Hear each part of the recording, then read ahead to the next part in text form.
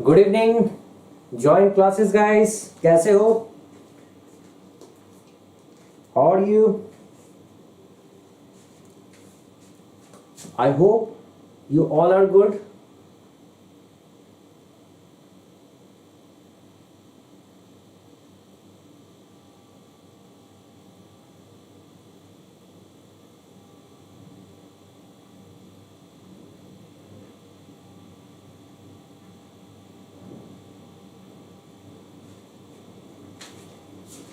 आज हम लोगों का आज आज हम लोग पढ़ने जा रहे हैं सर्कल। पहले मैं सर्कल के बारे में थोड़ा सा आइडिया दे दूं, सर्कल में क्या क्या थ्योरम्स होगा, क्योंकि बाद में क्वेश्चन सर्कल का हिलना मुश्किल हो जाता है अगर हमको पता नहीं होता है थ्योरम्स के बारे में, उससे रिलेटेड जो हमारे लिए इंपॉर्टेंट कॉन्सेप्ट है, जो प्रॉपर्टीज है, अगर नहीं पता होगा तो वो कर पाना क्वेश्चन बहुत मुश्किल होगा। ठीक है, तो एक काम करते हैं, पहले एक थोड़ा सा थ्योरम समझ लेते हैं सर्कल्स का, उसके बाद हम लोग सीधा क्वेश्चन पे चलेंगे। बहुत सारे क्वेश्चंस हैं, बहुत सारे क्वेश्चंस को टैकल करते हुए चलेंगे। ठीक है बेटा, हम लोग शुरू करते हैं सर्कल से। Let's begin with circles. ठीक है, सबसे पहले तो सर्कल्स में अगर कोई मुझे कहता है कि भाई सर्कल्स का सर एक बार सर्कल का मुझे डेफिनेशन दे दो, तो डेफिनेशन वगैरह सब सर्कल तो वैसे पूछता है नहीं, लेकिन अगर कोई तुमसे पूछे तो तुम ये कह सकते हो locus of all the points lie locus of all the points that are equidistant from a fixed point and that locus is known as circle. ऐसे सीधे समझ लो, locus of all the points that are fixed और that are equidistant from a fixed point. क्या मतलब हुआ है इसका? इसका मतलब साफ साफ है, ये है मान लो सर्कल मेरे पास, ये है मेरे पास सर्कल। ठीक है, अब ये जो सर्कल है अगर ठीक से देखा जाए तो तुम्हें पता चलेगा कि इसका जो लोकस है ना, मतलब ये यहां से एक फिक्स पॉइंट मान लो। ठीक है, ये मान लो फिक्स पॉइंट है, तो ये पॉइंट को फिक्स किया तुमने, तो यहां से तुम देखोगे कि यहां से जो डिस्टेंस है, ठीक है, इस पॉइंट का इस पॉइंट का जो डिस्टेंस है, तो इस पॉइंट का भी डिस्टेंस उतना ही होगा, इस पॉइंट का भी उतना ही, उस पॉइंट का इतना ही, इस पॉइंट का इतना ही, इसका भी इतना ही, इसका भी इतना ही, इसका भी इतना ही, इसका भी इतना ही। और इसीलिए हम लोग इसको क्या कहते हैं? रेडियस कहते हैं, रेडाई कहते हैं। मतलब जितनी जो भी आप इसको देखोगे, ठीक है, सारे सेम डिस्टेंस पे आपको देखते हुए नजर आएंगे, सारे सेम डिस्टेंस पे होते हैं, और इसीलिए ये रेडियस कहलाता है, क्योंकि रेडियस ऑफ अ सर्कल और radii of a circle are equal होता है ना।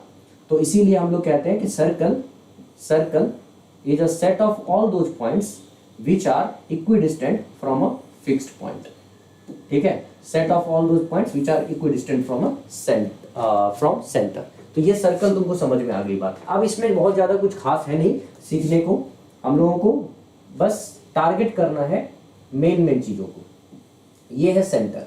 ठीक है, अभी हम लोग क्या करेंगे, सर्कल में कुछ थ्योरम्स वगैरह देखेंगे, बहुत ज्यादा कुछ नहीं, थ्योरम्स इंपॉर्टेंट देखने जा रहे हैं। क्या सब थ्योरम्स हैं मैं शॉर्टकट में रिवाइज करवा देता हूं तुम लोगों को, क्या थ्योरम्स हम लोग पढ़ेंगे। उसमें दो चार थ्योरम्स बहुत ज्यादा इंपॉर्टेंट वाले होंगे जो हम लोगों को यहाँ पे फोकस करना है। ठीक है, पहला पहला थ्योरम जो हम लोग जानते हैं, ठीक है, ये है सर्कल हमारा। ठीक है, फर्स्ट में यह है सर्कल हमारा, उस सर्कल में हमारा ये कॉर्ड है। ठीक है, अब ये कॉर्ड, जैसे मैं इस कॉर्ड का नाम रख देता हूं ए और बी। ठीक है, तो इस कॉर्ड का और इसी सर्कल में दूसरा एक कॉर्ड है, ठीक है, जिसका नाम मैं यहां रख देता हूं सी डी। ठीक है, तो अब इन दोनों सर्कल का अगर यहां सेंटर से, मान लो कि ये सेंटर है, ध्यान से सुनना बेटा, ये सेंटर है, तो सेंटर से अगर इस कॉर्ड का ये और इसी सेंटर से उस कॉर्ड का CD का डिस्टेंस सेम अगर होगा, सेंटर से CD का डिस्टेंस सेम अगर होगा, तो यहां पे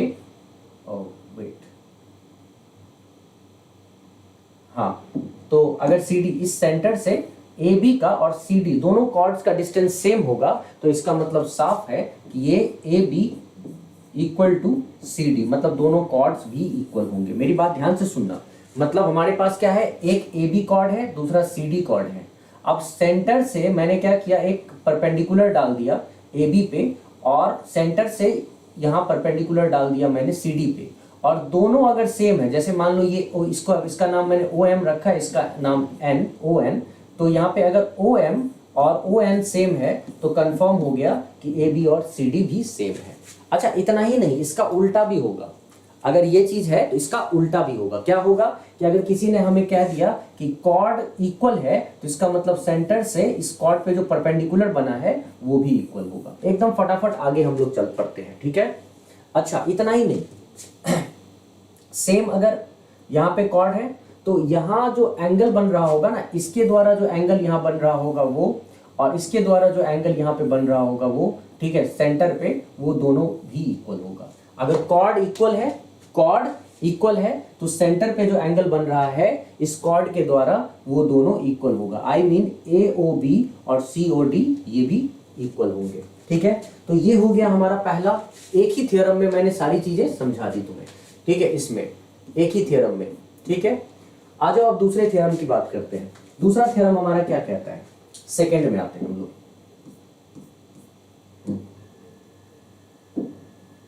सेकंड में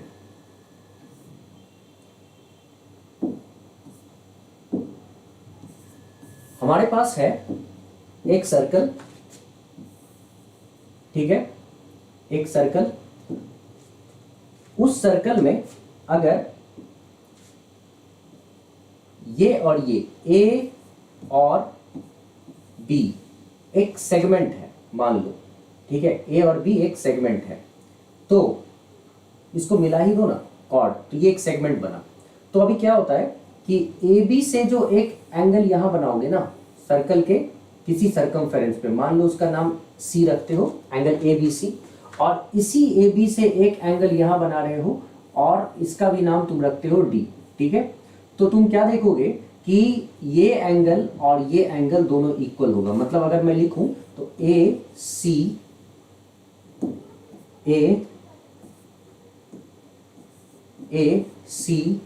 बी इक्वल होगा ए डी बी के, और इसको हम कहते हैं angles in a same segment. Angles in a same segment, अगर सेम सेगमेंट में होगा एंगल तो वो इक्वल होगा, ठीक है।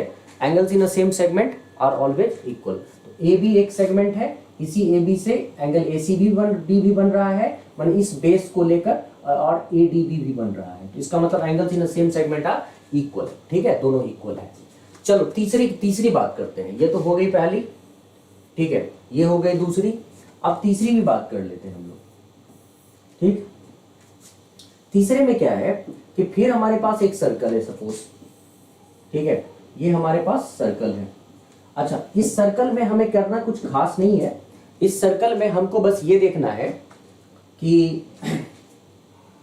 अगर हमारे पास यहां आर्क है, ए और बी नाम का आर्क, तो इस आर्क ने यहां एंगल बनाया कुछ, ठीक है, कुछ एंगल बनाया जो कि सेंटर पे बन रहा होगा ए ओ बी, और इसी आर्क ने सेंटर पे भी एंगल बनाया और इसी आर्क ने बी पे भी एंगल सर्कल के किसी सर्कमफेरेंस पे भी एंगल बनाया, ठीक है। सेम आर्क ने दो जगहों पे एंगल बनाया। कहां कहां, तो एक तो यहां बनाया, ठीक है, सेंटर पे ए ओ बी नाम का, और दूसरा सर्कमफेरेंस पे, मतलब कहीं सर्कल के सर्कमफेरेंस पे ए सी बी नाम का एंगल बनाया। तो ये दोनों एंगल, जैसे एंगल ए ओ बी तुमसे पूछा जाएगा ना, एंगल ए ओ बी क्या है, तो angle A O B always double हो जाएगा 2 into angle A C B के। तो मतलब अगर हम यहाँ पे कोई हमसे पूछता है ना ए ओ बी, तो मैं सीधा सीधा बोलूंगा A O B is 2 angle A C B, और इसको हम लोग क्या कहते हैं, एंगल, ऐसे हम कह सकते हैं angle made by an arc at the centre is double the angle made by same arc at any point on the circle, ठीक है, on the circumference of the circle. Angle made by मतलब shortcut में समझो, जो पूरे, ये अभी मैं जल्दबाजी में तुम्हें समझा रहा हूं, जल्दबाजी में हम लोग थ्योरम देख रहे हैं। जल्दबाजी कहने का मतलब इतनी भी जल्दी नहीं है हम लोगों को, लेकिन हम लोगों को समझते हुए चलना है। थियरम्स को समझ लो एक बार, उसके बाद क्वेश्चन करने का मजा आएगा, ठीक है। थोड़ी देर पेशेंस रख के थियरम को एक बार देख लो। जिनको आता है, ठीक है, आता है तो बहुत अच्छी बात है, आता है तो बहुत अच्छी बात है। उसमें बहुत खुश होने वाली बात क्या है, मजा तो तब है ना जब क्वेश्चन आएगा। अभी क्वेश्चन आएगा, उसके बाद अगर तुम करते हो तब अपने आप को समझना कि हाँ भाई तुम्हें आता है, ठीक है। तब तक थ्योरम को देखो, आता भी है तो थोड़ी देर ऐसे ही देखो, आंखें सेको, है ना। आंखें सेकना सीखो और उसी से याद करने की आदत डालो। ठीक, तो ये बात सबके समझ में आ गई कि अगर हमें एंगल बनाना है, एक आर्क ने सेंटर पे एंगल बनाया, ठीक है, और उसी आर्क ने सर्कल के सरकमफेरेंस पे कोई एंगल बनाया, तो सीधी सी बात, क्या बात, सीधी बात, नो बकवास, क्या कि एंगल जो सेंटर पे बनेगा वो सर्कल के सरकमफेरेंस पे बने हुए एंगल का डबल होगा, मतलब इस एंगल का डबल होगा। बात हो गई खत्म। तो 3 थ्योरम खत्म हो गया। थ्योरम्स हम लोग फटाफट फटाफट डिस्कस किए जा रहे हैं। 3 बड़े बड़े थ्योरम्स को हम लोगों ने आग लगा दी। ठीक है, चौथे थ्योरम्स की ओर हम लोग चल पड़ रहे हैं। Thank you so much, thank you so much. बेटा अभी तो टीच भी नहीं कर रहा हूं, अभी तो बस यूट्यूब, अभी तो मैं बस वो कर रहा हूं ना जो बच्चों को जरूरत है। बच्चों को अभी जरूरत है एग्जाम पॉइंट ऑफ व्यू से, सीडीएस का एग्जाम आ रहा है, इसलिए टीच करूंगा ना तो वो एकदम तुमको सॉफ्ट लगेगा, सॉफ्टी की तरह लगेगा। ठीक है, कि चलते जाए चलते जाए चलते जाए, ठीक है, वैसा लगेगा। अभी तो बस एग्जाम्स के क्वेश्चंस के प्रति हम लोग जागरूक हैं। मजा आएगा, अभी अभी हम लोग सवाल करेंगे ना, आनंद उठाओगे तुम। ठीक है, बड़ा मजा आने वाला है। तो ये टाइम 8:15 बजे रोज क्लास होगी अब। तो अगर जो बच्चे करना चाहते हो रेगुलराइज हो जाना। ठीक है, चले। ये तो 3 थ्योरम्स हैं, तो इन 3 थ्योरमों को तो बच्चे भी जानते हैं। मजा तो तब आएगा जब आएंगे अगले कुछ इंपॉर्टेंट थ्योरम्स में। आ जाओ, सबसे पहले ये 3 थ्योरम को खत्म करो, खत्म। चलो चौथे थ्योरम की ओर चलते हैं। 4th थ्योरम, ये भी बहुत सारे बच्चे जानते हैं, मतलब मुझे नहीं लगता है कि इसमें मुझे कुछ खास बताने की जरूरत पड़ेगी। और वो क्या है? चौथा थ्योरम कहता है angle in a semi circle is a right angle. ठीक है, मैं कुछ खास लिखने वाला नहीं हूं इसमें, बस इतना बता देता हूं, angle in a semi circle is a right angle. क्या मतलब हुआ भाई इसका?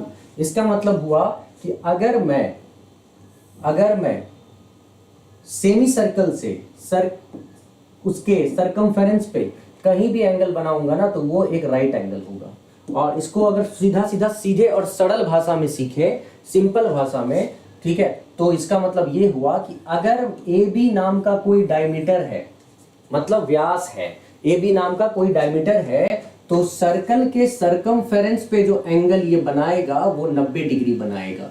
तुम कह सकते हो कि angle A C B 90 degree बनेगा। ठीक है, तो अब कई बच्चे मुझे पूछते हैं सर ACB 90 बनेगा, तो क्या यहां अगर मैं मिला दूं और इसको फिर यहां से मिला दूं ADB भी 90 डिग्री बनेगा? हाँ बेटा, ADB भी 90 डिग्री बनेगा।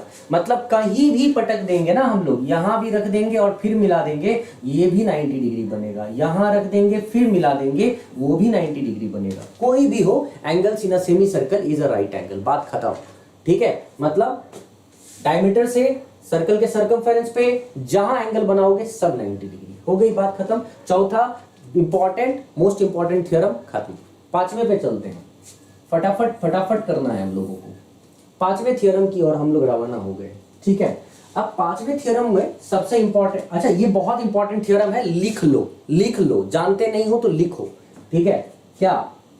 ऑल्टरनेट सेगमेंट थ्योरम इसको कहते हैं। इसका नाम है, नाम पहले लिखा देता हूं, ऑल्टरनेट सेगमेंट थ्योरम। ये ऑल्टरनेट सेगमेंट थ्योरम है। ठीक है, बहुत इंपॉर्टेंट थ्योरम में से एक है। ठीक, इससे तुमको कई क्वेश्चन को गिराने में इसको यूज करके कई क्वेश्चन मार गिराओगे तुम। ठीक है, देखो क्या है, सर्कल है मेरे पास पड़ा हुआ। ठीक है, ये है सर्कल। अभी क्या हो रहा है कि अब मैं यहां पे इंट्रोड्यूस करूंगा एक नई चीज, वो है टेंजेंट। नहीं, तुम्हारे लिए नई नहीं है, मतलब यहां पे नहीं है, जो आज हम लोग शुरू करने जा रहे हैं उसका पहला कॉन्सेप्ट पे है टेंजेंट आया। ठीक है, यहां पे बना दिया मैंने टेंजेंट एक सर्कल पे। ठीक है, अब टेंजेंट ने किसी पॉइंट को टच किया, उसी पॉइंट से एक बना दिया हमने कॉर्ड। ठीक है, कॉर्ड, उसी पॉइंट से हमने क्या किया, बना दिया एक कॉर्ड।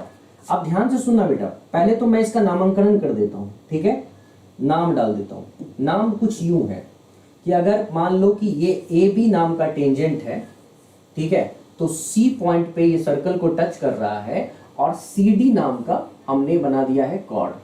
अब CD नाम का जब कॉर्ड बना दोगे तो तुम एक तरफ यहां एंगल बनता हुआ देख रहे हो, जिसको तुम कह सकते हो एंगल बी सी डी, ये वाला जो एंगल है वो बी सी डी। तो ये वाला जो एंगल होगा ना बेटा, ये वाला जब भी तुमसे एंगल पूछेंगे तो ये अल्टरनेट सेगमेंट के एंगल के इक्वल होगा। अल्टरनेट सेगमेंट मतलब ये वाला एंगल इस सेगमेंट के एंगल के इक्वल होगा। किस सेगमेंट के? इस सेगमेंट के एंगल के इक्वल होगा। मतलब अगर आपसे किसी ने पूछा कि ये एंगल क्या होगा, तो ये एंगल इसके बराबर होगा। इसका नाम रख देता हूं मैं और लिख देता हूं angle B C D equal हो जाएगा एंगल सी ई डी के, सी ई डी के। ये है alternate segment theorem, alternate segment theorem. ये हो गई एक बात। अच्छा, दूसरी चीज सुनो, अगर किसी ने कहा मुझे कि सर ये तो ठीक है, और इस एंगल की बात अगर कोई किसी ने पूछ लिया कि सर मुझे ये बताओ ये एंगल क्या होगा, तो अगर एंगल मैं लेता हूं बेटा ए सी डी, ठीक है, तो वो भी, इसका भी तो अल्टरनेट सेगमेंट कुछ बनेगा। तो इसका अल्टरनेट सेगमेंट इधर बनेगा या इसका अल्टरनेट सेगमेंट, इसका जो अल्टरनेट सेगमेंट है वो इधर बनेगा, इधर बनेगा, ठीक है, इधर बन रहा है।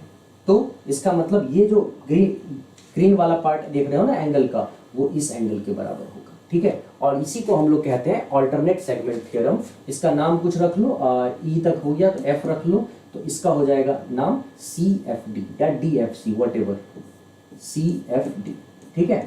इस तरह से हम लोग अल्टरनेट सेगमेंट थ्योरम को समझ लेते हैं। क्या तुमने अल्टरनेट सेगमेंट थ्योरम को समझ लिया? जिन बच्चों ने समझ लिया, ठीक है, वो तो अभी आप आने वाले क्वेश्चन में कुछ गजब करने वाले हैं, और जिन बच्चों ने नहीं समझा, ठीक है, वो बस हवा में रहेंगे, ठीक है। सर ये क्या कर दिया, ये क्या कर दिया, ये क्या कर दिया। समझ गए तो ठीक, नहीं समझे तो कोई बात नहीं है, ठीक है। पूछ लेना, बता तो दूंगा ही, लेकिन कई बार क्या होता है जब समझाने लगते हैं ना तो तुम्हारी आंखें चढ़ने लगती है कि सर क्वेश्चन कराओ, क्वेश्चन कराओ, क्या करा रहे हो।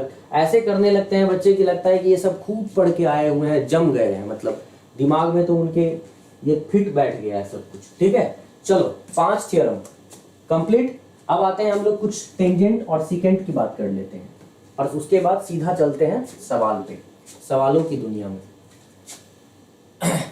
पहले तो एक बात सिंपल कि जब मैं कोई भी सर्कल की बात करता हूं, जब मैं किसी भी सर्कल की बात करता हूं, ठीक है, किसी भी सर्कल की बात करता हूं बेटा, तो इसमें क्या होता है, अगर मैं यहां से,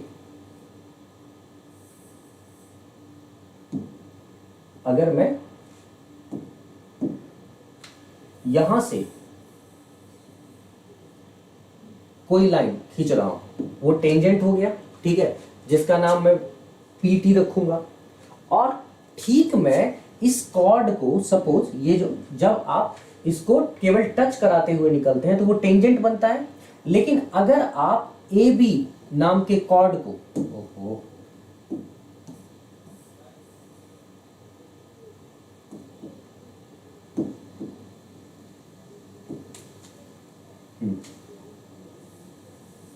एक टेंजेंट है तुम्हारे पास, ठीक है, सर्कल को टच करता हुआ।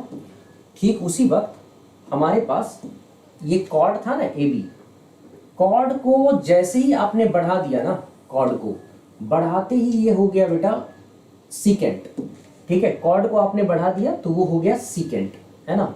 अब क्या करना पड़ेगा हमें थोड़ा सा इसको भी बढ़ाना पड़ेगा ऐसे, ताकि ये दोनों यहाँ पे जाके मिले, ठीक है, सीकेंट। तो अब यहाँ पे अगर देखो, अब ठीक से अगर नोटिस करोगे तो तुम्हें पता चलेगा। सबसे पहले तो मैं तुम्हें ये बता दूं कि कभी भी अगर तुमसे किसी ने कहा ये सर्कल है, तो सर्कल में इसको कहते हैं कॉर्ड। कॉर्ड किसको कहेंगे? जब सर्कल के सर्कमफेरेंस के 2 पॉइंट्स को तुम मिलाते हो तो वो कॉर्ड होता है।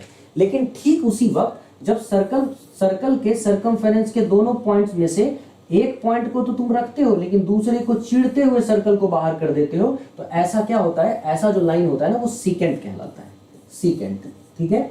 और अगर सर्कल को टच करते हुए अगर जा रहा है कोई एक पॉइंट पे, तो वो क्या हो जाता है, वो टेंजेंट होता है। मतलब ये सारी बातें तुम अच्छे से जानते हो, ठीक है, ये मुझे बताने की जरूरत नहीं है।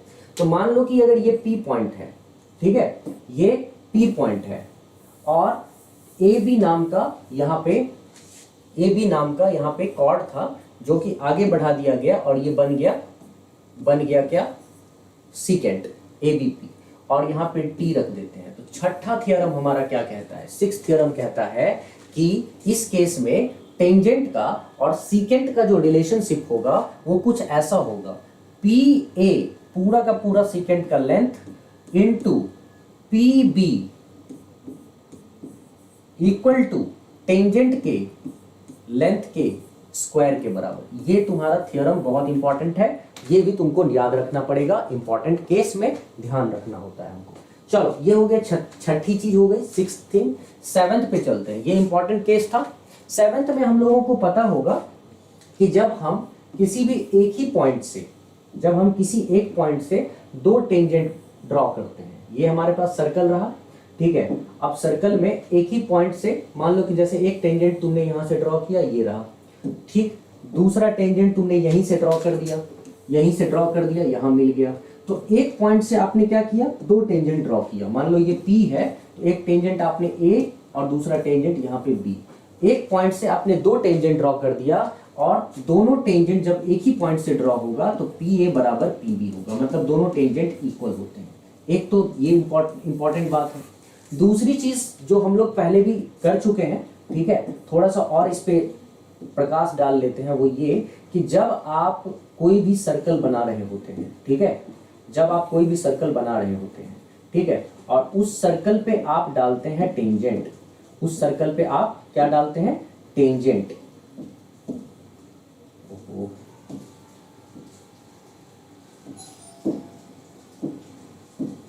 उस सर्कल पे आप डालते हैं टेंजेंट, तो सेंटर से जब उस टेंजेंट को, सेंटर से जब उस टेंजेंट को आप मिलाओगे तो ये 90 डिग्री एंगल बनाएगा। क्या करेगा, ये 90 डिग्री एंगल बनाएगा। ज्यादातर बच्चे ये जानते हैं, सेंटर से टेंजेंट को जब आप कनेक्ट करते हो तो ये जो पॉइंट है यहाँ पे 90 डिग्री का एंगल बनता है। ये हम लोग सब अच्छे से पढ़ चुके हैं, ठीक है। अब और आगे भागते हैं थोड़ा सा, या अब आगे क्या, इसी में देख लेते हैं, ठीक है। ये जो थ्योरम है ना, इसी थ्योरम में और भी चीजें जो देखने को है वो देख लेते हैं हम लोग।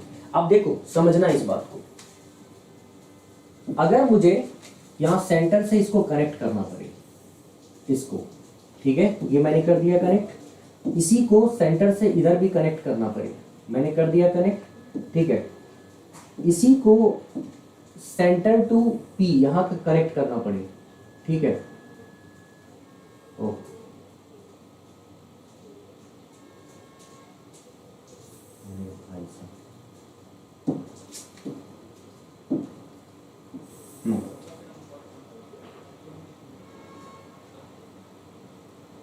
चलो इसको रहने दो, कनेक्ट। कभी कभी ना तूफान मचा देता है, चलो कोई नहीं, यहाँ तक करते हैं, ठीक है।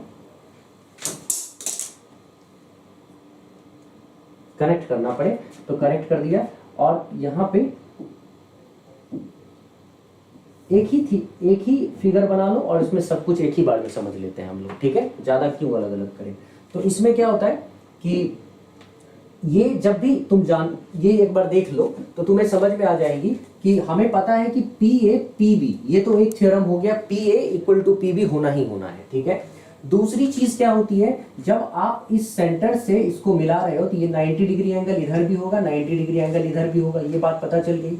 तो अब यहाँ पे इंपॉर्टेंट बात ये है कि यहां से जो एंगल सेंटर पे बना ना, यहां से जो ये एंगल सेंटर पे बना, ये भी इक्वल हो जाता है, ठीक है। ये बाइसेक्ट, ये जो लाइन है ना, ये इसको AOB को बाइसेक्ट कर देता है, और इसीलिए एंगल AOP जो जब भी तुमसे पूछा जाएगा AOP, तो तुम आराम से बोलोगे ये BOP के बराबर होता है। दूसरी बात ये हो गई, ठीक है।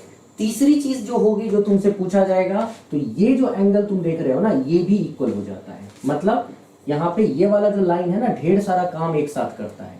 तो APO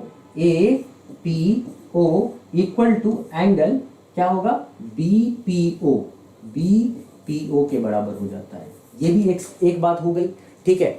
और one more thing that is important, कि जैसे ही तुम इस लाइन को यहां बना रहे हो ना, कनेक्ट कर रहे हो सेंटर से, तो ये जो कॉर्ड AB है ना बेटा, ये कॉर्ड AB बाइसेक्ट हो जाता है आधा आधा में, और वो भी 90 डिग्री पर। यहाँ 90 डिग्री तो बनता ही है, साथ ही साथ अगर इस AB में यहाँ मैं C लिख दूं सपोज, तो ये AC इक्वल टू BC हो जाएगा, AC इक्वल टू BC हो जाएगा, और वो भी 90 डिग्री, मतलब एंगल ACP 90 डिग्री हो जाएगा। ACP एक, ये इतनी सारी चीजें एक ही लाइन में हमने समझ ली, बहुत सारी जो भी बातें आई सबको एक ही लाइन में हमने कनेक्ट कर दिया। ठीक है, तो देखो कितना सारा थ्योरम था, सबको एक ही लाइन में हमने कनेक्ट कर दिया। सात थ्योरम में बहुत सारी बातें आ गई। अब हम लोगों को एक और इंपॉर्टेंट थ्योरम है जिसको जानना है, वो है 8वां, जहां पे दो कॉर्ड्स एक दूसरे को काटते हैं। आ जाओ वो भी देख लेते हैं, फटाफट देखते चले जाते हैं। आ जाओ, सवाल करने के लिए फटाफट करना पड़ेगा हमें। 8वां थ्योरम, 8वां, ये सर्कल, ठीक है, इसमें एक सेकेंड, इसमें ये सेकेंड कह रहा हूं, कॉर्ड ने दूसरे कॉर्ड को काटा। समझना मेरी बात को बच्चों ध्यान से।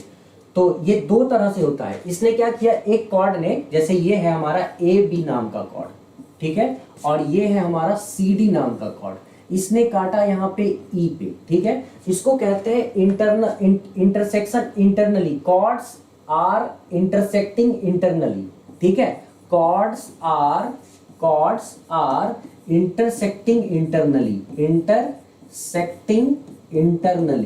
इंटरसेक्टिंग इंटरनली, याद रखना, कॉर्ड्स आर इंटरसेक्टिंग इंटरनली। और इसके ठीक विपरीत एक और चीज होता है, जब कॉर्ड्स एक्सटर्नली इंटरसेक्ट करता है, कॉर्ड्स एक्सटर्नली इंटरसेक्ट करता है। जैसे मान लो ये सर्कल है मेरे पास, ठीक है, मैंने क्या किया, एक और कॉर्ड यहाँ पे जैसे बनाया, ठीक है, तो एक कॉर्ड यहाँ से बनाया तो बाहर आया ये कॉर्ड, ठीक है, एक्सटर्नल इंटरसेक्शन की बात हो रही है, बाहर आया, और फिर यहीं से अगर फिर मैंने यहां से भी एक कॉर्ड, ओहो, ठीक है, और फिर मैंने एक कॉर्ड और बनाया, ठीक है, ये भी बाहर आया, और इन्होंने एक दूसरे को एक्सटर्नली इंटरसेक्ट किया। ठीक है, कॉर्ड को ही आपने प्रोड्यूस किया, तो इंटरनली, जैसे ये AB नाम का था और ये CD नाम का, तो यहां पे एक्सटर्नली इंटरसेक्ट किया। कॉर्ड्स आर इंटरसेक्टिंग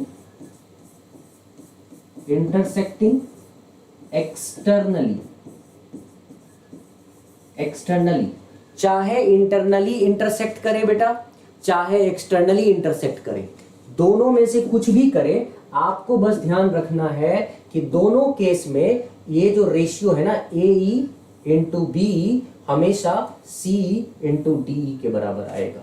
AE, ठीक है, AE इंटू BE ऐसे रख लो, AE into BE CE into DE के बराबर आएगा। इसमें भी वही होगा, इसमें भी AE into BE CE into DE, चाहे इंटरनली करे चाहे एक्सटर्नली करे, इन दोनों में से कुछ भी करे। ये जो थ्योरम्स है ना, ये थ्योरम्स हमारे लिए, मैंने 8 थ्योरम बताया, 8 में सब कुछ जो जहां रखना था मैंने रख दिया। ठीक है, और ये रामबाण साबित होने वाला है, बहुत सारी बातें इसमें आने वाली हैं। अब हम लोग चलते हैं सवाल पे। तो इसमें 2-3 बातें और पढ़ाना है जो मैं आगे चल के पढ़ाऊंगा, जिसमें आएगा हम लोगों का डायरेक्ट कॉमन टेंजेंट, ठीक है, inverse common, transverse common tangent, TCT, DCT and TCT, ये हम लोग बाद में करेंगे। अब हम लोग सीधा चलते हैं बेटा क्वेश्चन पे। ठीक है, बाकी जो जो बातें पढ़नी थी हमने सीखना था, ठीक है, सारे थ्योरम्स में हम लोग ऑलरेडी ये बातें सीख चुके हैं। अब हम लोग चलते हैं सीधा थ्योरम्स पे, क्वेश्चंस पे। ठीक है, चले क्या? हेलो राज, क्या हाल चाल, कैसे हो? चलो सवाल करते हैं। अब बहुत सारे बच्चे एकदम फूट फूट कर रो पड़ते हैं जब कुछ उनके मुताबिक ना पढ़ाओ, लेकिन समस्या ये है ना कि उनके मुताबिक पढ़ाते रहोगे तो उनका सिलेक्शन ही नहीं होगा, है ना। पढ़ाना तो मुझे अपने मुताबिक पड़ेगा। चलो आ जाओ, नहीं तो बच्चों का मन करता है पढ़ने का। चलो अब बताओ, ये है एक सवाल, पहला सवाल। अब एकदम तूफान मचाते हुए सवाल करने जा रहे हैं हम लोग, ठीक है, तैयार रहो। तैयार रहो। Are you ready guys? Question number 1, let me just do one question for you. एक क्वेश्चन तो मैं तुम लोगों के लिए सॉल्व कर ही सकता हूं ना, कर देता हूं। C is a point on the minor arc AB of a circle with center O। एक सर्कल बनाऊंगा, हाँ बस एक सर्कल बनाऊंगा, ठीक है।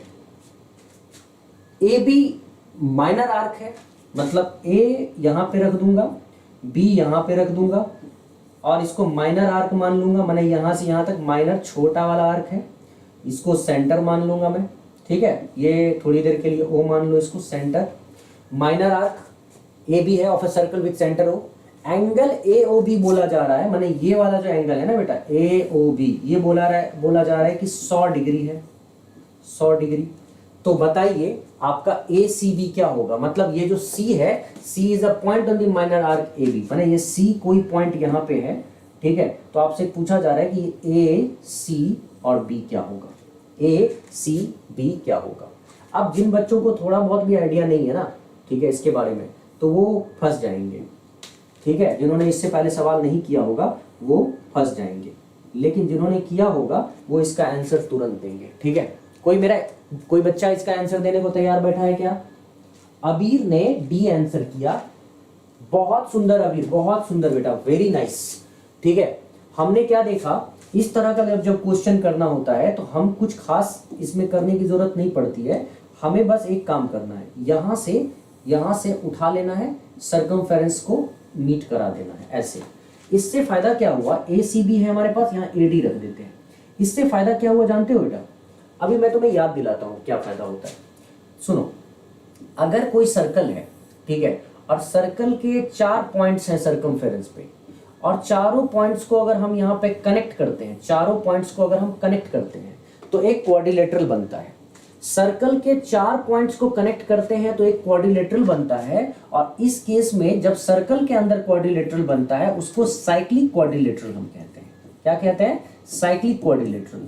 और साइक्लिक क्वाड्रिलेटरल की जो प्रॉपर्टी होती है वो ये कि उसके आमने सामने का जो एंगल होता है उसका सम 180 डिग्री होता है, सी और डी, ठीक है। तो ये जो एंगल है और ये सी एंगल ए और एंगल सी, ये हो जाएगा 180 डिग्री, माने A plus angle C will be 180 degree, ठीक है। उसी तरह angle B plus angle D, angle B plus angle D will be 180 degree. ये साइक्लिक क्वाड्रिलेटरल की प्रॉपर्टीज होती है। तो इस केस में अगर यहाँ पे ठीक से देखोगे, क्वेश्चन को समझोगे, तो तुम्हें समझ में आ ही गया होगा कि ये पॉइंट ए है, ये पॉइंट बी है, ये सी है और इसी पे डी, 4 पॉइंट्स हैं। तो ये जो पूरा का पूरा दिख रहा है ना हमें, ये साइक्लिक क्वाड्रिलेटरल दिख रहा है। और इस साइक्लिक क्वाड्रिलेटरल में हमें ये एंगल निकालना है। तो इस एंगल के लिए अगर मुझे इसके सामने वाला एंगल पता चल जाए तो मैं ये एंगल आराम से निकाल सकता हूँ, ठीक है, 180 डिग्री। ये और ये मिलके 180 डिग्री है। अगर मुझे ये पता चला तो 180 में से ये मैं माइनस करूंगा, मुझे आंसर मिल जाएगा। अब ये क्या है, तो अभी मैंने थ्योरम पढ़ाया था कि अगर ए बी आर्क है और इस आर्क से सेंटर पे जो एंगल बना है ना, उसका जस्ट हाफ एंगल बनेगा सर्कल के सर्कमफेरेंस पे। तो सेंटर पे 100 डिग्री है तो ये 50 डिग्री, ठीक है। तो ये एंगल 50 डिग्री, तो इसके सामने वाला 180 माइनस 50 130 डिग्री। तो हमारा करेक्ट आंसर हो जाएगा बेटा 130 डिग्री, और यही आंसर सही है। चलो आगे बढ़ते हैं हम लोग नेक्स्ट क्वेश्चन पे। हाँ करण, बहुत बढ़िया, आगे वाले सवाल पे चलते हैं बेटा। इस क्वेश्चन को करो, चलो इस क्वेश्चन को तुम जल्दी करो, ये बढ़िया वाला सवाल है।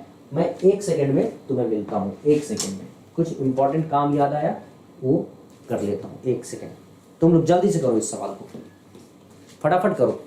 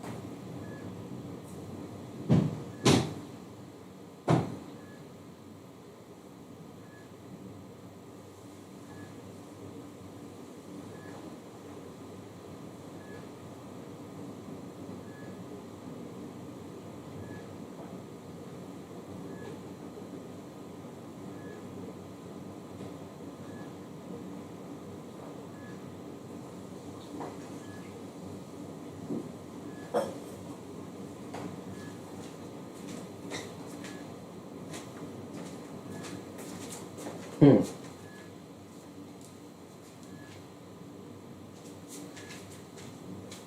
आया बच्चों? आंसर्स क्या आ गए? क्या आंसर्स आ गए? नहीं आया? In a triangle ABC, AB equal to AC, a circle through B touches AC at D and intersects AB at P. If D is the midpoint of AC, then which one of the following is correct? बेटा ये question बहुत ही शानदार question है, ये CDS में आया हुआ सवाल है, मतलब अपने मन से मैंने नहीं दिया है, ठीक है? कि जो तुम मुझे कहो कि नहीं सर आप ना कुछ से कुछ दे देते हैं और दिमाग की दही कर देते हैं, ठीक है? ऐसा कुछ नहीं किया मैंने, ठीक? मैं तुम्हें अब ये सवाल को सॉल्व करके बताऊंगा, ठीक है? और फिर तुम्हें इतना मजा आएगा ना, कुछ कहा नहीं जा सकता है। चलो, ट्रायंगल एबीसी में AB और AC बराबर है। A circle through B touches AC at D, माने B के थ्रू जो सर्कल बनेगा ना वो AC को D पे टच करेगा और AB को इंटरसेक्ट करेगा P पे। D मिड पॉइंट है AC का, तो which one of the following is correct, ये है सवाल। अब सबसे पहले क्या होता है ना, इस सवाल में ना तुमसे फिगर ही नहीं बनेगा इतनी आसानी से, है ना? तो मैं फिगर तुम्हें समझाता हूँ पहले। पहले एक काम करो ना, सर्कल ही बना लो, इससे क्या होगा, फिगर बनाने में तुम्हें आसानी होगी, ठीक? अगर मैं ऐसा करूं कि यहां पे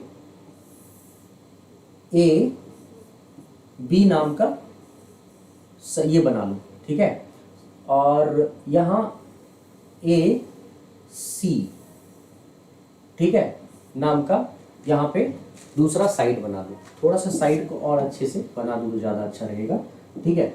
जैसे मैंने इसको एकदम सीधा इसको टच कराते हुए निकल गए हम, है ना? सीधा टच कराते हुए, ठीक? तो अब थोड़ा सा हाथ तो हिलेगा ही यार, ठीक है? इसको समझ लेना, है ना?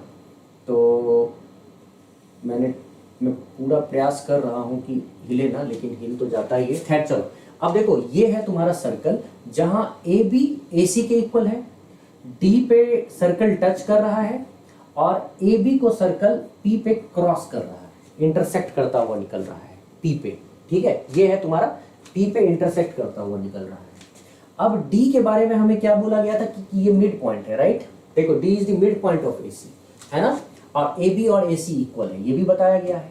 तो AB और AC इक्वल है, ये तो हम अलग से लिख के पहले रख ही लेते हैं। और D मिड पॉइंट है, D मिड पॉइंट है मतलब AD और DC बराबर है, ठीक है? चलो, अब एक चीज नोटिस करो, अगर ये सवाल अब 2 सेकंड का मतलब 2 कौड़ी का हो गया सवाल, जैसे ही फिगर बनाना, फिगर बनते ही सवाल में दम नहीं रहेगा, ठीक है? कैसे भाई? तो ये देखो, ये रहा सीकेंट, अभी याद दिला देता हूं। तुम्हारा एक टेंजेंट बन रहा हो एक पॉइंट से, ये टेंजेंट तुम्हारा बनता है और ये सीकेंट, दोनों एक जगह पे मिल रहे थे। तो PT टेंजेंट हुआ करता था, PAB सीकेंट हुआ करता था। तो तुम क्या कहते थे, PA इंटू PB को सर PT स्क्वायर के बराबर लिखो, थियरम के अकॉर्डिंग ऐसा कुछ कहते थे, राइट? तो मैं यही थियरम इसमें अगर लगा दूं तो मेरा ये सीकेंट है, यहाँ पे BPA सीकेंट है और ये टेंजेंट है। तो टेंजेंट में मैं केवल AD तक लूंगा ना, यहाँ जहाँ टच कर रहा है, देखो तो यहाँ टच कर रहा था, वहां तक हम टेंजेंट उठाते थे। तो अगर मैं AD तक लूंगा तो मैं यहाँ पे क्या देख रहा हूं कि यहाँ जैसे PA माने पूरा लेते थे और PB यहां तक लेते थे वैल्यू, उसी तरह यहां लेंगे पूरा AB into AP equal to यहां पे टेंजेंट है AD स्क्वायर, ठीक है? अब दूसरी बात सुनो, ये तो हो गई एक बात। उसके बाद ये जो बेटा AD है, तो चूंकि हमें एक बात अच्छे से पता है कि AB और AC दोनों बराबर है, ठीक है? AB और AC बराबर है, ठीक है? और हमें पता है कि AD AC का आधा है, तो इसका मतलब AD AB का भी आधा होगा, है ना? अगर ये दोनों बराबर ही है और AD मिड पॉइंट है AC का और इसका मतलब AD हाफ है AC का, तो इसका मतलब AD हाफ AB का भी होगा, है ना? तो मैं सीधा अगर AD स्क्वायर को AB/2, AB का हाफ कर दूं और स्क्वायर कर दूं, तो ये क्या हो जाएगा, AB इंटू AP बराबर AB/2 का होल स्क्वायर। क्यों? AD अगर AC/2 है तो ये AB/2 भी है, क्योंकि AB और AC बराबर है। तो सीधा अगर मैं इसको लिखूं, इतना भी नहीं लिखना चाहता हूं, तो मैं AB²/4 डायरेक्ट कर दूं तुम्हारा काम आसान हो जाएगा यार, कितना टाइम वेस्ट करेंगे हम इस पे। तो ए बी स्क्वायर बाय सीधा 4 कर देता हूँ, ठीक। एक ए बी और ए बी यहाँ से काटते ही देखो तो ए बी इक्वल टू तुम्हारा क्या आ गया, 4 AP के बराबर आ गया सवाल। कहानी द एंड हो गया। कितना सेकंड लगा, फिगर बनते ही सवाल, ठीक है, को मरोड़ दिया हमने, उसके गर्दन को ही पकड़ लिया हमने, है ना। चलो सवाल 2 सेकंड में निपट गया। तो हमारा आंसर हो जाएगा बच्चे A B equal to 4AP। अगला सवाल करें, तैयार हो तुम लोग? चलो अगले सवाल की ओर हम लोग मूव कर रहे हैं। आजा बेटा, इस सवाल को करके दिखाओ। बड़े अच्छे अच्छे सवाल आएंगे, तुमको थोड़ा सा फास्ट होना है, ढेर सारे क्वेश्चंस करने हैं अभी। चलो जल्दी से तेज करके दिखाओ।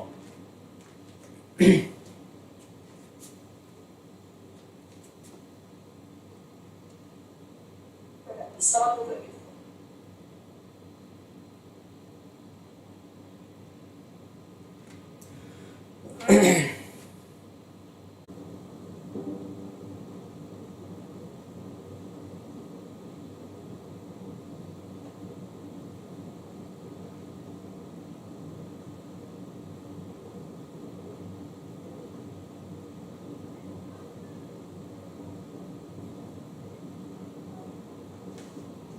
आ गया।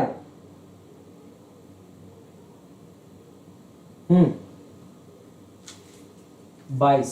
चलो चेक करते हैं, 22 एकदम सही है, बहुत बढ़िया। गिवन फिगर PAQ ये दिया हुआ है, APD दिया हुआ है, व्हाट इज एंगल AQB हमसे पूछा जा रहा है, क्या AQB ये एंगल पूछा जा रहा है। चलो फटाफट निपटाओ इस सवाल को, ज्यादा समय नहीं है। 40 और 59 मतलब हो गया 99। इसका मतलब ये वाला जो एंगल हो गया ना, ये कितना है बच्चे, हमको निकालना क्या है, ठीक है। तो ये वाला एंगल क्या है, 81, ठीक है। अब सुनो, अगर ये वाला 81 है और हमें पता है कि ये एक साइक्लिक क्वाड्रिलेटरल है, साइक्लिक क्वाड्रिलेटरल, तो ये 81 है, तो इसके सामने वाला कितना हो जाएगा, जो दोनों मिलकर 180 हो जाए, तो जाहिर सी बात है ये 99 हो जाएगा, है ना।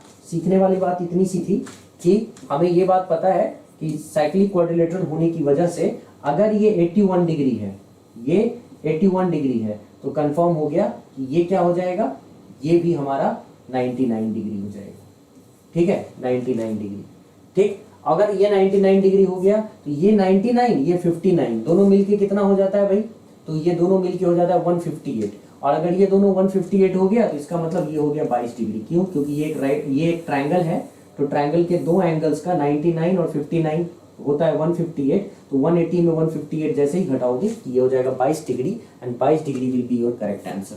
क्या तुम लोगों को सबको समझ में आ गया? आई होप तुमको समझ में आ गया होगा, ठीक है। नेक्स्ट क्वेश्चन पे चलते हैं। बिल्कुल सी इज द करेक्ट आंसर, बिल्कुल बिल्कुल, बहुत बढ़िया। बहुत सारा तरीका हो सकता है बेटा इसका करने का, सो कोई खास प्रॉब्लम नहीं होगी, है ना। चलो आगे नेक्स्ट क्वेश्चन पे चलते हैं, move to the next question. इस क्वेश्चन को करो, ये बड़ा ही शानदार क्वेश्चन है।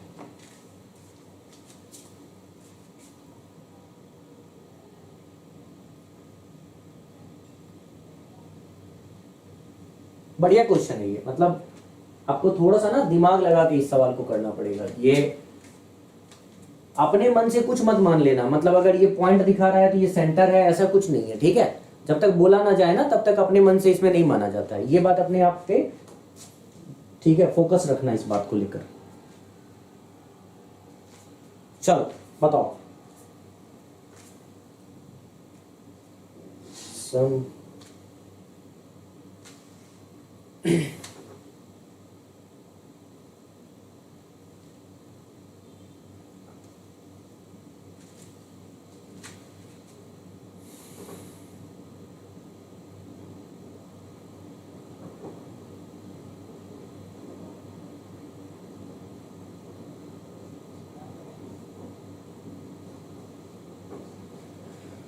मेरे हालात ऐसे हैं। हाँ हाँ विक्टोरियस, ये PYQ भी है, और अभी जैसे PYQ और टॉप एक्सपेक्टेड क्वेश्चंस जो होगा, जो मुझे लग रहा है एग्जाम में आएगा, वो दोनों डालूंगा इसमें।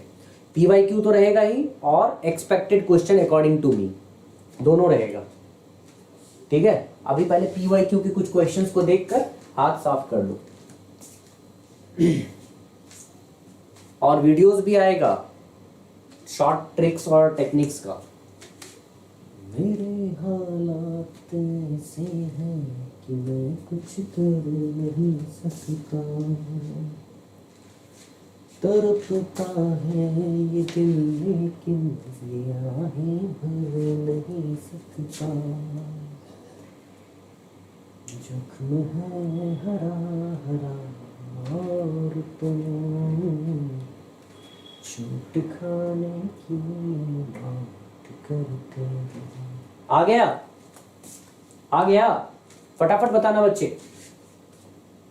चलो अब मैं तुम्हें समझाता हूं इस सवाल को कैसे करना है। थोड़ा सा ना टेक्निक तुमको रखना पड़ेगा इसमें। अगर x/3 y/4 और z/5 सब इक्वल है तो किसी ना किसी के तो इक्वल होगा ना। मैंने मान लिया कि वो k के इक्वल है, तो अगर ये k के इक्वल है तो x क्या हो जाएगा 3 × k 3k, सबको मैं एक ही टर्म में रख लेता हूँ। y क्या हो जाएगा 4 × k 4k, ठीक है। z क्या हो जाएगा यहाँ पे 5k। ऐसे करके हमने सबको k के टर्म्स में रख लिया, ठीक है। देवेश का आंसर है बी। ओके देवेश, अभी चेक करता हूँ बेटा, ठीक है। तो 5k। अब तुम यहाँ पे नोटिस करना बच्चे, ये जो c है ना, c जो एंगल तुमको बोला गया है ना, तो DCQ x बोल रहे हो तुम, इसको बोल रहे हो कि ये सर ये x है और x की जगह पे मैं यहाँ पे इसको लिख रहा हूँ 3k, ठीक है। चलो उसके बाद BPC ये है y और मैं y की जगह पे लिख रहा हूँ बच्चे यहाँ पे 4k, इसको मैं लिख रहा हूँ 4k, ठीक है। और तीसरा जो तुम्हारा यहाँ पे एंगल है DQC मतलब ये है तुम्हारा z और z की जगह पे मैं लिख रहा हूँ बच्चे ये 5k, ठीक है 5k। अब ध्यान से सुनते जाएं तो ज्यादा बेटर हम लोगों को अंडरस्टैंडिंग बन जाएगी, तुरंत ही समझ जाएंगे। अब यहाँ पे हम लोग क्या देख रहे हैं कि अगर ये एक ट्रायंगल की तरह बिहेव कर रहा है, ये एक ट्रायंगल है, सपोज ये एक ट्रायंगल है और इस ट्रायंगल में ये जो एंगल है ये एक्सटीरियर एंगल है, राइट। और अगर ये एक्सटीरियर एंगल है बेटा, तो exterior angle of a triangle is equal to sum of interior opposite angle. मतलब 5 में 3 ऐड करेंगे तो ये एक्सटीरियर एंगल 8k के इक्वल हो जाएगा, ठीक है। ये एंगल 8k इन दोनों के सम के बराबर हो जाएगा, ठीक है। ये हो गई एक बात। अब दूसरी चीज सुनो, अगर मैं इस लाइन को थोड़ा सा आगे बढ़ा दूं ना, थोड़ा सा आगे बढ़ा दूं, तो लाइन ऐसे करके यहां इसको कनेक्ट कर रहा होगा, इसको मतलब थोड़ा बढ़िया से फिगर को देखो तो तुम्हें पता चलेगा इस लाइन को यहां पे ऐसे कनेक्ट कर रहा होगा, ठीक है। और जब ऐसे कनेक्ट कर रहा होगा लाइन को, तो तुम्हें पता होगा कि ये जो 8k है ना वो इस एंगल के बराबर होगा, ये भी 8k हो जाएगा। मतलब PBC 8k के बराबर हो जाएगा। अब सभी बच्चे कई बार कंफ्यूज हो जाते हैं कि सर ये 8k के बराबर आप क्यों कह रहे हो। तो ये इसलिए कह रहा हूं मैं कि जब हम कभी भी यहाँ पे साइक्लिक क्वाड्रिलेटरल बनाते हैं बच्चे, ये है मेरा सर्कल और इस सर्कल पे मैं बना रहा हूं साइक्लिक क्वाड्रिलेटरल, ठीक है। तो साइक्लिक क्वाड्रिलेटरल में क्या होता है कि मान लो ये A है, ये B है, ये C है, ये D है। मुझे पता है कि B और D मिलकर 180 डिग्री होता है। मैं B को अगर प्रोड्यूस कर दूंगा तो मैं क्या देख रहा हूं यहाँ पे कि अगर मैं इसको कहता हूं 1, इसको कहता हूं 2 और इसको कहता हूं 3, तो मैं क्या देख रहा हूं कि एंगल 1 और एंगल 2 भी 180 डिग्री के बराबर होता है, ठीक है। ये दोनों लीनियर पेयर से, और एंगल 1 प्लस एंगल 3 भी 180 डिग्री के बराबर होता है। तो मैं अगर एंगल 1 प्लस एंगल 2 को, ठीक है, दोनों 180 के बराबर ही है, तो एंगल 1 प्लस एंगल 3 के बराबर रखता हूं, तो एंगल 1 कट गया, तो इसका मतलब एंगल 2 एंगल 3 के बराबर होगा। मतलब इस साइक्लिक क्वाड्रिलेटरल में जो एक्सटीरियर एंगल होता है ना, बाहर वाला एंगल, ये ऑपोजिट इंटीरियर एंगल के बराबर होता है। मतलब बाहर में जो एक्सटीरियर एंगल होगा, ट्रायंगल में क्या होता था, एक्सटीरियर एंगल इक्वल होता था सम ऑफ इंटीरियर ऑपोजिट एंगल के। लेकिन साइक्लिक क्वाड्रिलेटरल में क्या हो रहा है, जो एक्सटीरियर एंगल है ना वो ऑपोजिट एंगल में इंटीरियर एंगल्स के बराबर होता है। तो अब हम यही चीज देख रहे हैं यहाँ पे कि अगर मैं इसको पूरा का पूरा देखूं ऐसे ऐसे ऐसे और ऐसे, तो मैं क्या देख रहा हूं कि एक साइक्लिक क्वाड्रिलेटरल है। और साइक्लिक क्वाड्रिलेटरल में ये एक्सटीरियर एंगल हो गया, और ये एक्सटीरियर एंगल किसके बराबर, इंटीरियर ऑपोजिट एंगल के। तो अगर ये 8K तो ये भी 8K। मतलब अब मुझे इस ट्रायंगल की बात करनी है, इस ट्रायंगल की PB और C की, इस ट्रायंगल की, जिसमें मुझे पता है कि ये वाला जो एंगल है PBC वो 8K, इसमें BPC 4K। अब बचा मेरा ये एंगल PCB, तो मुझे ये पता है कि ये 3K है ना, तो इसका वर्टिकली अपोजिट एंगल हो जाएगा 3K, मतलब ये हो गया 3K। तो मैंने क्या देखा, अब जो ट्रायंगल आया ना PBC ट्रायंगल, इसमें ये angle 4K plus 3K plus 8K तीनों मिलके 8 3 11 4 15 के 180 डिग्री के बराबर होगा ट्रायंगल में। तो 15K अगर 180 डिग्री के बराबर होता है बच्चे, तो 1K मतलब K की वैल्यू क्या हो जाएगी, 12 डिग्री, ठीक है। और K की वैल्यू अगर 12 डिग्री हो जाती है तो इसका मतलब अब हमसे जो पूछा गया है, X क्या होता है 12 तिया 36, Y होता है 12 चौके 48 और Z होता है 12 पंचे 60। बिल्कुल सही है, B 36 48 और 60, ठीक है। X Y Z की वैल्यू तुमको मिल गई, एकदम बढ़िया, एकदम सुंदर, है कि नहीं। बात समझ में आ रही है कि नहीं, हाँ, मन खुश खुश महसूस कर रहा है कि नहीं। चलें आगे बढ़े, अच्छे अच्छे सवाल हैं। PYQ का मैंने यहाँ पे उठाया है इसलिए क्योंकि सर्कल का PYQ बड़ा ही शानदार सवाल बना के दिया है हम लोगों के सामने, पड़ोसा है।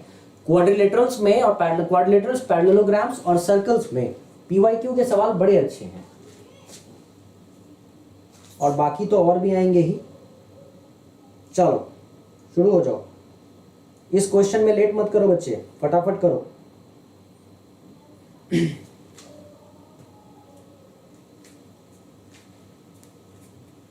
In the figure given below, PT equal to 6 centimeter, PA equal to 4 centimeter, what is the length of AB? बड़ा ही शानदार सवाल, बहुत ही सिंपल सवाल,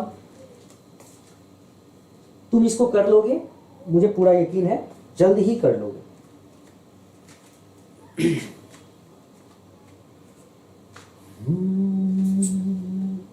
खुदा आसमानी जहां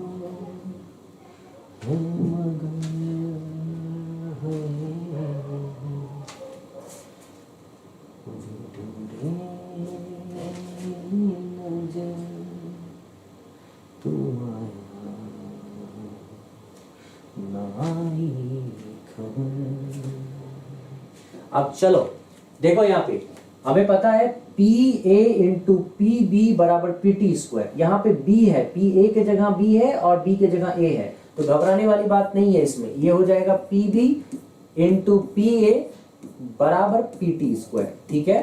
अब हमको जो दिया है हम लोग वहां पे ये रख देंगे। हम PB नहीं जानते हैं, हम PB को ऐसे ही छोड़ देते हैं। हम PA जानते हैं, हम लिखेंगे 4। हम PT जानते हैं, हम 6 का स्क्वायर 36 लिखेंगे। PB हमें निकल के आ जाएगा 9। अब मुझे PB आ गया 9, जिसमें PA है 4, तो AB अगर कोई पूछेगा तो 9 माइनस 4 कितना हो जाएगा, 5 सेंटीमीटर। तो हमसे क्या पूछा गया था, AB ना, ठीक है। 5 सेंटीमीटर करो और आगे बढ़ो। चले नेक्स्ट क्वेश्चन पे आ जाओ, अगला सवाल करो। सवाल में दम नहीं है।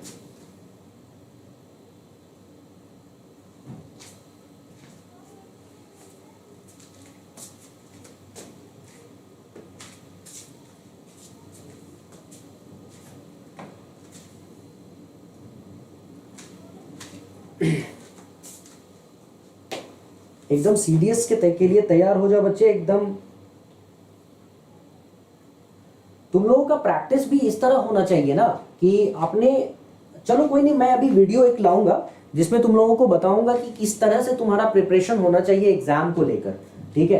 कि एग्जाम में खो मत जाना, सवालों की दुनिया में खोना नहीं है। मतलब हमको अपने आप को पकड़ कर रखना है कि थियोरेटिकली हमको कितने मार्क्स की जरूरत है और उसको अचीव करने के लिए हमारा कौन सा पार्ट, ठीक है, रहेगा, मतलब मुझे हमें हेल्प करेगा। स्ट्रेटजी के तहत हम लोगों को करना पड़ेगा, है ना।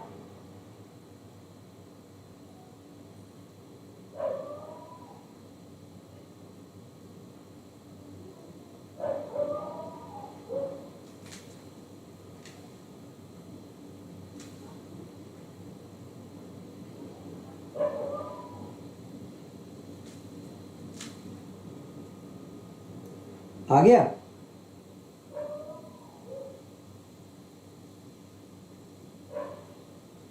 डन। चलो अब देखते हैं इस सवाल को। किसी का आंसर नहीं आया है, लेट, काफी लेट हो रहा है बेटा, फास्ट हो जाओ थोड़ा सा। Figure given above C and D are points on the semicircle described on A B. A B का मतलब ये हो गया semicircle described on A B, इसका मतलब दिस इज अ डायमीटर, ठीक है, diameter. If angle A B D equal to 75 degree दिख रहा है तुमको, ए बी डी 75 डिग्री है, एंड डी ए सी यहाँ पे तुमको दिख रहा है 35 डिग्री, तो हमको निकालना है B D C, angle B D C, ये पूरा एंगल निकालना है। ये तो बहुत ही आसान सा हो गया ना क्वेश्चन। देखो अगर मैं इस सेमी सर्कल को का ये पॉइंट देखूं, सेमी सर्कल का ये पॉइंट देखूं, सेमी सर्कल का ये पॉइंट देखूं और सेमी सर्कल का ये पॉइंट देखूं, तो चारों को मिलाने पे मुझे एक साइक्लिक क्वाड्रिलेटरल बनता हुआ दिख रहा है, ठीक है। और जब मुझे साइक्लिक क्वाड्रिलेटरल बनता हुआ दिख रहा है, तो मैं अगर केवल ये निकाल लेता हूं, ये समझना मेरी बात को, ये तो इसका टोटल, ये जो इसका टोटल अगर मुझे पता चल जाए, तो मैं 180 में से जैसे ही माइनस करूंगा तो ये पूरा नहीं आ जाएगा मुझे, ठीक है। तो मैं अभी कुछ खास करने वाला नहीं हूं इसमें, मैं बस तुमसे ये बताना चाहता हूं कि जैसे ही मैं यहां से ए बी को डायमीटर मानता हूं, तो ए बी को डायमीटर मान के यहां जो एंगल बनेगा ना बेटा, यहाँ वो हो जाएगा 90 डिग्री। और जब यहाँ पे 90 डिग्री एंगल बनेगा तो कंफर्म हो गया 90 और 70, एक ट्रायंगल में अगर ये 90 और ये 70, तो ये 165 हो गया, 165 हो गया तो ये 15 डिग्री हो गया, जिससे कि 35 और 15 मिलके ये 50 डिग्री हो गया। और बेटा अगर ये 50 डिग्री हो गया तो 50 डिग्री के सामने ये पूरा का पूरा एंगल 130 डिग्री हो गया, ठीक है। मतलब यहां से यहां तक 90 था, लेकिन पूरा एंगल 130 डिग्री। बस तुम्हारा काम खत्म, ठीक है। यहां से यहां तक 90 पता करना था और पूरा का पूरा 130 डिग्री। तो यही तो तुमसे पूछा गया था कि बीडीसी तुम्हारा क्या होगा, 130 डिग्री आया तुम्हारा, दिखाओ। अबीर का आ गया, स्वयं का आ गया, ठीक है। चलो ठीक है, बढ़िया, आगे चलते हैं नेक्स्ट क्वेश्चन पर, फटाफट बढ़ते हैं। चलो, in the figure given below the angle AOC is 100 degree where O is the centre of the circle, what is angle ABC। इस सवाल को तो कर ही लोगे, चलो जल्दी से करके दिखाओ मुझे, स्पीड पकड़ो, फटाफट करो।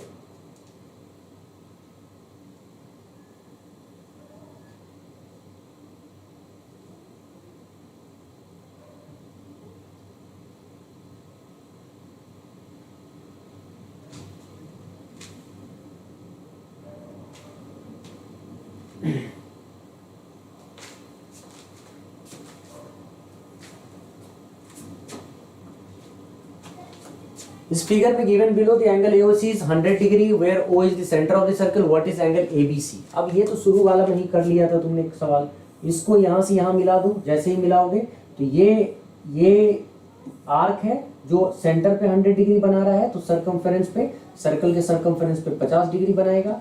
और अगर सर्कल का सर्कमफेरेंस मैंने इस पॉइंट को अगर D कह दूं मैं, तो ABCD ये एक साइक्लिक क्वाड्रिलेटरल है, तो ये 50 डिग्री, तो ये कंफर्म 130 डिग्री हो गई, बात खत्म, छोड़ दो।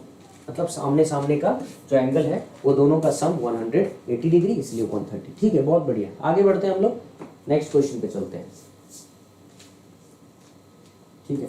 समझ में बात आ रही है ना कि कोई दिक्कत हो रही है, मजा आ रहा है, हाँ?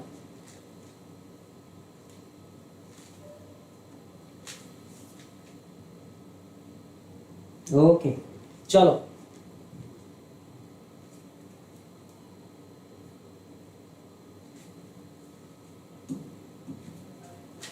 इस क्वेश्चन को करो, ठीक है। चलो इस क्वेश्चन को करो, बहुत ही आसान सवाल है, ठीक है। जिसने एकदम बुद्धि लगा ली अपनी,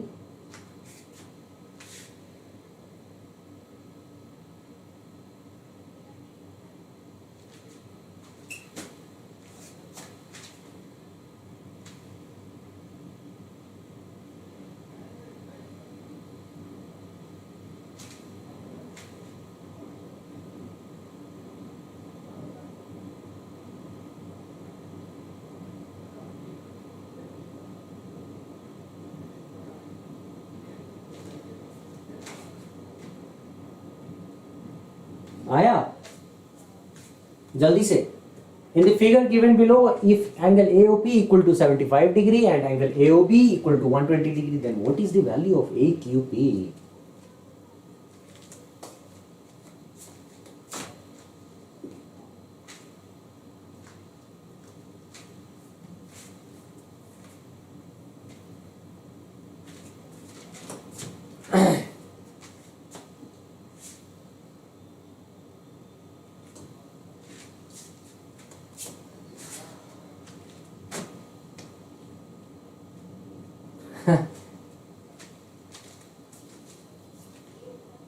क्या बात है, क्या बात है देवेश, करण, बहुत सुंदर बेटा, बहुत सुंदर, सुंदर, मतलब बढ़िया,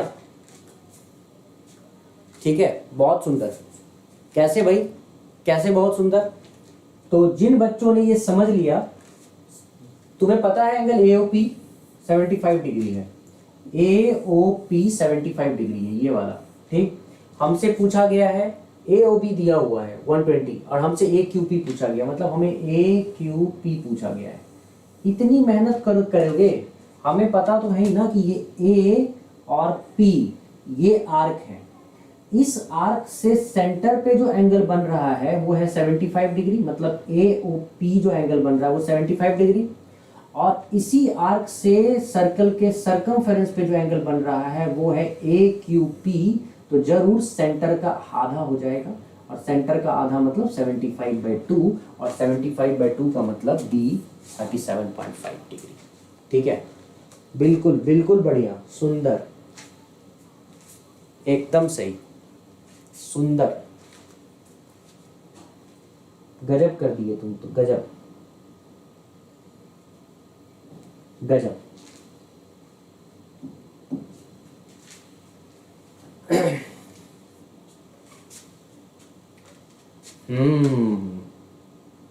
अब आया सवाल,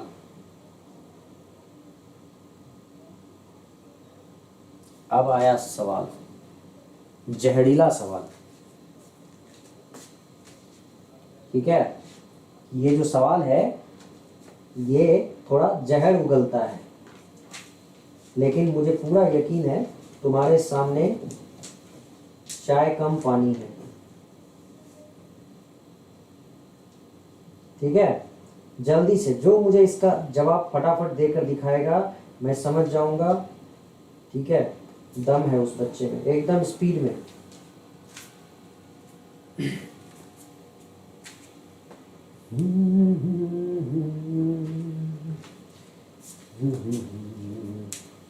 बढ़िया सवाल है, बहुत सुंदर सवाल।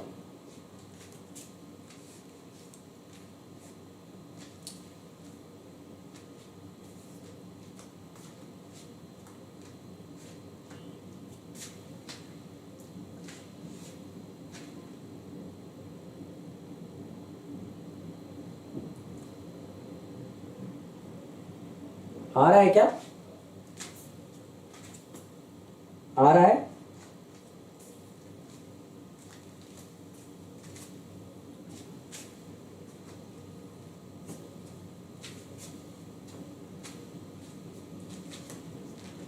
अबीर का आया है 40,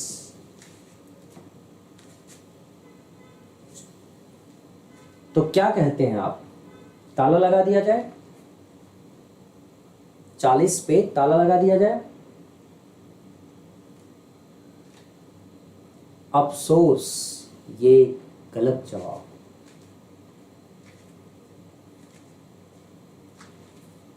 अफसोस है कि ये जो सवाल का जवाब आप दे रहे हैं वो गलत है।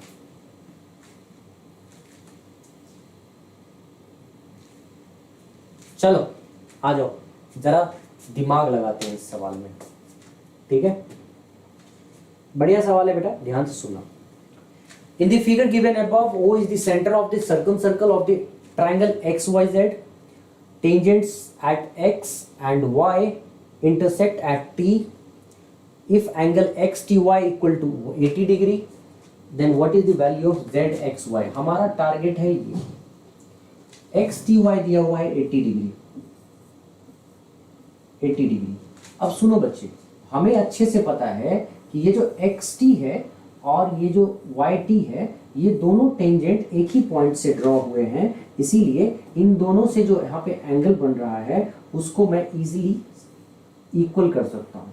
और मुझे पता है कि अगर ये ट्रायंगल पूरा का पूरा ट्रायंगल में मैं लूँ तो उस ट्रायंगल में अगर एक एंगल 80 डिग्री है तो बाकी बचा हुआ 100 डिग्री है, और 100 डिग्री में दोनों इक्वल है, इसलिए ये भी 50 डिग्री है और ये भी 50 डिग्री है। यहाँ तक हम लोगों को सफलता मिल गई, इस यहाँ तक में सफलता मिल गई। देवेश अफसोस इस बार तुम्हारा भी आंसर गलत हो गया है, ठीक है, पर बहुत अफसोस मत करना, है ना। अच्छे सवाल में गलती होती है तो कोई घबराने की जरूरत नहीं होती है, ठीक है। तो ये आ गया 50 डिग्री, बहुत अफसोस नहीं करना है, ठीक है, आगे बढ़ना है। ये है 50 डिग्री। अब सुनो मेरी बात को ध्यान से। मुझे ये एंगल चाहिए, उसके लिए मुझे ये एंगल चाहिए, उसके लिए मुझे ये एंगल चाहिए, ठीक है। मैं एक काम करता हूं, ठीक, मैं यहां पे मुझे अच्छे से पता है कि अगर मैं ये पूरा ज्वाइन करूं, इसको ज्वाइन करूं, ठीक है, ये अगर मैं इसको पूरा ज्वाइन करूं तो इसको यहां से मैं खींच के 90 डिग्री एंगल पे ले आता हूं। यहां 90 डिग्री एंगल आता है, ठीक है। अगर मैं यहां से खींच के लाता हूं तो ये 90 डिग्री एंगल आता है। और इस केस में तुम यहां पे देखोगे कि ये अगर इस पूरे एंगल को देखोगे ना तो सेंटर से, चूंकि ये सेंटर से टेंजेंट को कनेक्ट कर रहा है, तो ये पूरा का पूरा जो एंगल है ना ये है 90 डिग्री, ठीक है।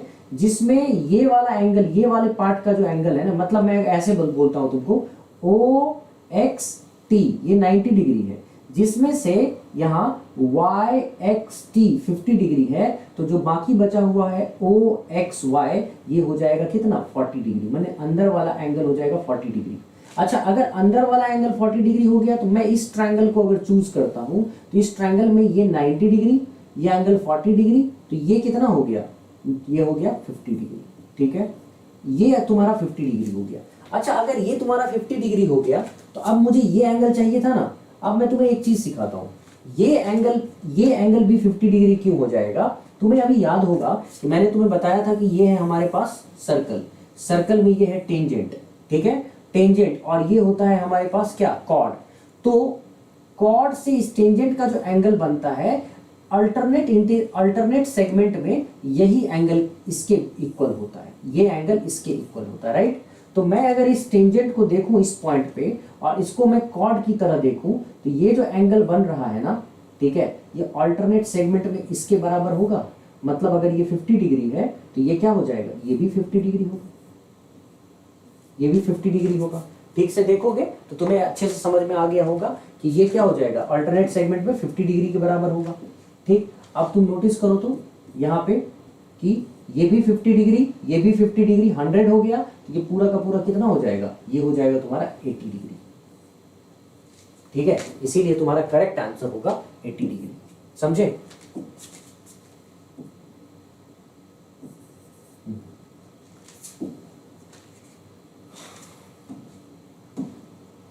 ठीक है, ध्यान रखना इसको, ये 50 50 तो ये पूरा का पूरा 80, और हमको यही तो पूछा गया था z x y क्या होगा, तो 80 डिग्री होगा हमारा करेक्ट आंसर।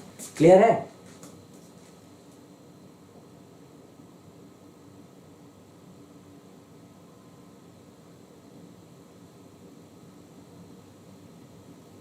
करण बहुत अच्छे, बहुत सुंदर करण, बढ़िया। तुम लोग को समझ में आ गया ना बेटा? कोई दिक्कत तो नहीं हुई?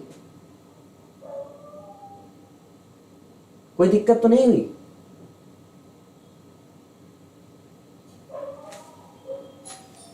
ठीक है,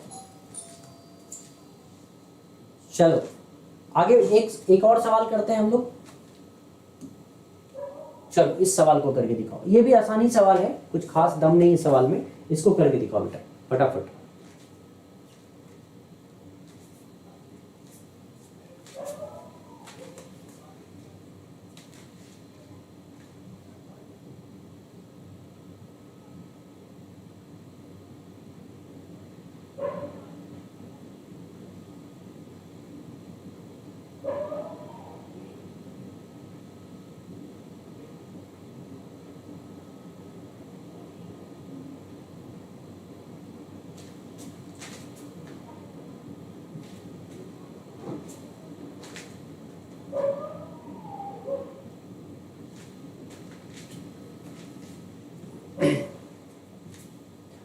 ठीक है, two circles with center A and B touch each other internally as shown in the figure given below.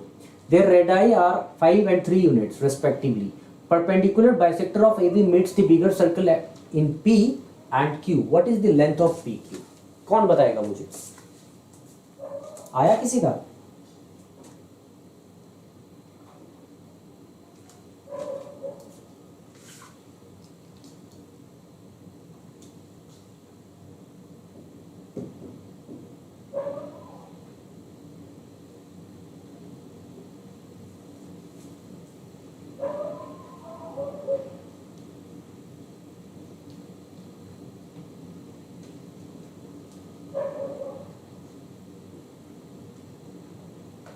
आ गया?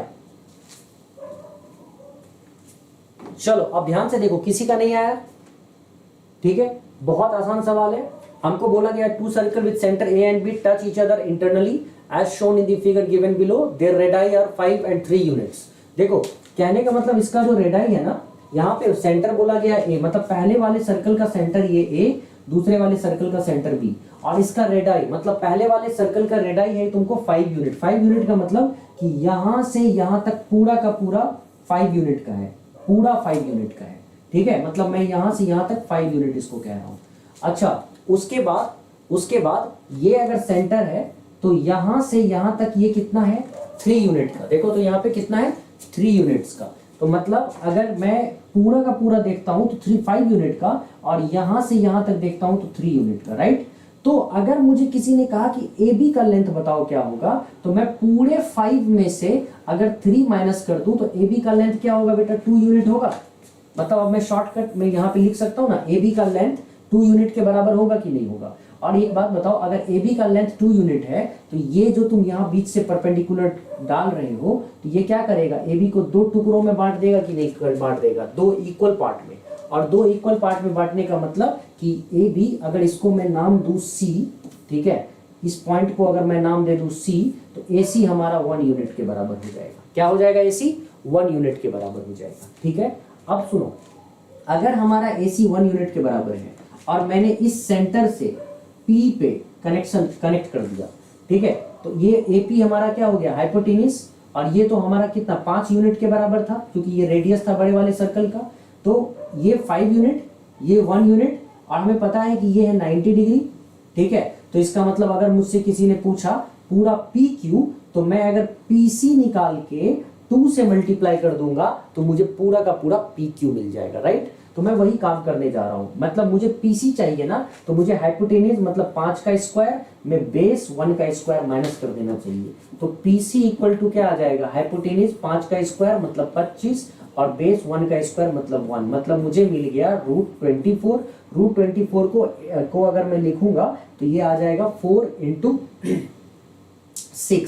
4 × 6 का मतलब होता है 2√6 सेंटीमीटर।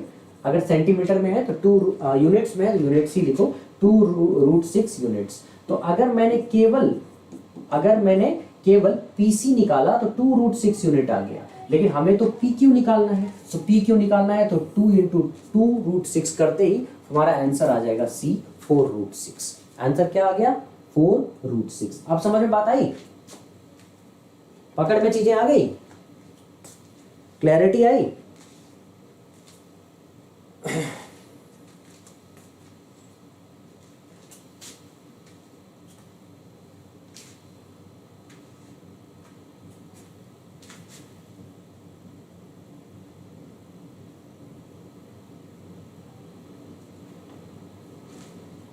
ठीक है, तो एक काम करते हैं, है ना, आज की क्लास को यहीं पे अब रहने देते हैं। कल हम लोग, अब तो चूंकि हमको थ्योरम्स में ज्यादा कुछ खास करना है नहीं, थ्योरम्स में थोड़ा बताने में मैं जानबूझ के तुम लोगों को थ्योरम्स रिवाइज करवा देता हूं, क्योंकि डायरेक्ट थ्योरम से क्वेश्चंस रहते हैं। तो अब हम लोग क्या करेंगे, कल सेम 8:15 पे, ठीक है, 8:15 पे सेम टाइम पे आओगे, है ना। कल हम लोग क्वेश्चन ही करेंगे, मतलब ट्राई करेंगे ज्यादा से ज्यादा क्वेश्चन करने की। और मैं सोच रहा हूं कि रक्षाबंधन स्पेशल या फिर 15th अगस्त स्पेशल में तुम लोगों को के लिए एफकेट जो आने वाला एफकेट है वो और सीडीएस के अर्थमेटिक्स का एक बड़ा सा सेशन, मैराथन सेशन ले लूं, ठीक है, आने वाले समय में, ठीक है, आने वाले समय में मैराथन सेशन हो जाए तुम लोगों का एफकेट और सीडीएस में अर्थमेटिक्स का। एफकेट का पेपर आ रहा है, सो मैं कोशिश करूंगा रखने की, है ना। तो चलो गाइस, जो बच्चे ऑलरेडी टेस्ट, स्वयं टेस्ट दिया था तुमने, दूसरा वाला टेस्ट दे दिया, तो जिन बच्चों ने टेस्ट दे दिया है बहुत अच्छी बात है, जिन बच्चों ने नहीं दिया है मैं फिर से कह देता हूं, अब तो तुम लेट कर ही रहे हो, कर ही चुके हो, ठीक है, लेकिन अगर लगातार करना चाहो तो भी कर सकते हो। CDS 2022 नाम का, CDS 2022 नाम का, ठीक है, टेस्ट है जो फुल मॉक टेस्ट के नाम से रहेगा। CDS 2022 full mock test, maths का मॉक टेस्ट, मैथमेटिक्स का तुमको मेरे ऐप पे मिलेगा, जिसका लिंक तुमको डिस्क्रिप्शन में दे दिया गया है, ठीक है, इसका लिंक है तुमको डिस्क्रिप्शन में। तो तुम अगर टेस्ट देना चाहो तो आराम से जाओ, उसमें इनरोल करो। अगर तुम्हें ऑनलाइन, तुम्हें अभी ऑनलाइन देना चाहिए, अगर तुम्हें ऑफलाइन भी देना है तो भी जाके इनरोल करो। मेरे पास मैसेज आ जाएगा, तुम अपने वहाँ पे मैसेज डाल देना कि सर ऑफलाइन करना है, तो मैं तुम्हें बताऊंगा कैसे हो सकता है। तो लिंक डिस्क्रिप्शन में दिया हुआ है, जाओ लिंक से इनरोल करके मेरे साथ जुड़ जाओ मैथमेटिक्स में, ठीक है। और साथ ही साथ मेरा जो कुमार मैथमेटिक्स ऐप है उसका भी लिंक दिया हुआ है, कुमार मैथमेटिक्स ऐप का, ठीक है, एटलीस्ट इसको डाउनलोड तो कर ही लो, कल को तुम्हें इसके थ्रू ही मेरे साथ जुड़े रहोगे। मतलब यूट्यूब पे तो रहोगे ही, टेलीग्राम में तो रहोगे ही, उसमें PDF PPTs जो भी डाउट सेशंस, ये सब एकदम बेसिक से जिन बच्चों को पढ़ना होगा वो इसके थ्रू पढ़ सकते हैं, ठीक है।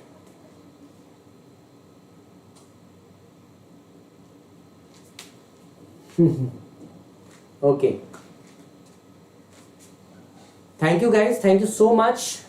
तो आज की क्लास को हम रहने देते हैं यहीं पे।